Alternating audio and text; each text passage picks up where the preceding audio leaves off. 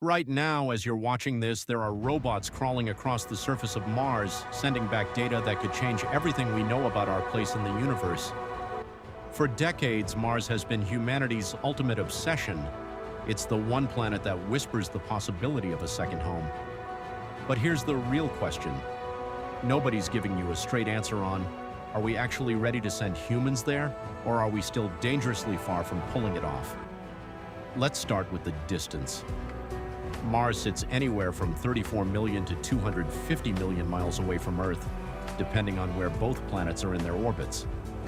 That means a one-way trip takes roughly 7 months. 7 months in a metal tube hurtling through the vacuum of space with no way to turn back. During that journey, astronauts would be bombarded with cosmic radiation, high-energy particles that tear through DNA and dramatically increase the risk of cancer.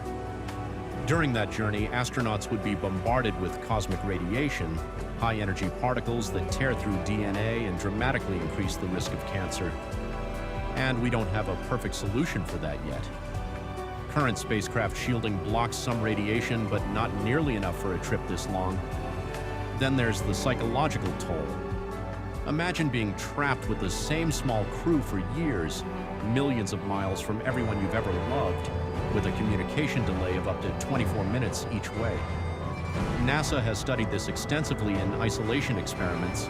The results: crew conflicts, depression, sleep disorders, and cognitive decline, all within simulated missions far shorter than what Mars demands. But let's say we solve the human factors. Let's say we get a crew there safely with their minds intact. What do they actually find when they land? A frozen desert with temperatures dropping to minus 80 degrees Fahrenheit, an atmosphere that's 95% carbon dioxide, essentially unbreathable, essentially lead. There's no liquid water on the surface.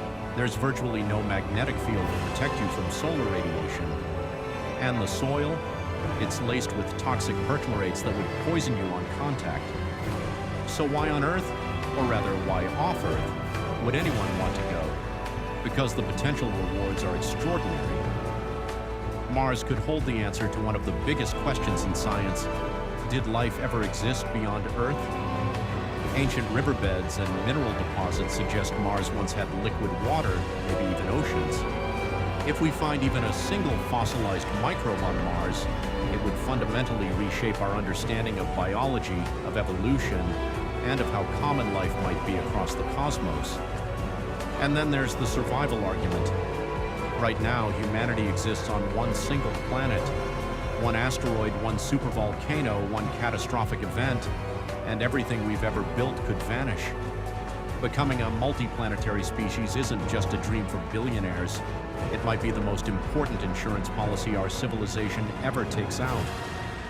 NASA's Artemis program is laying the groundwork too, using the moon as a proving ground for the technologies we'll need on Mars: lunar habitats, life support systems, in situ resource utilization. But let's be brutally honest about the timeline. We were supposed to be on Mars by now, according to predictions from the 1990s. The goalposts keep moving, and they move for good reasons. Every engineering challenge solved reveals 3 more we hadn't anticipated. Landing heavy payloads on Mars is exponentially harder than anything we've done on the moon. The thin atmosphere makes parachutes nearly useless for large craft. Growing food on Mars is another massive hurdle.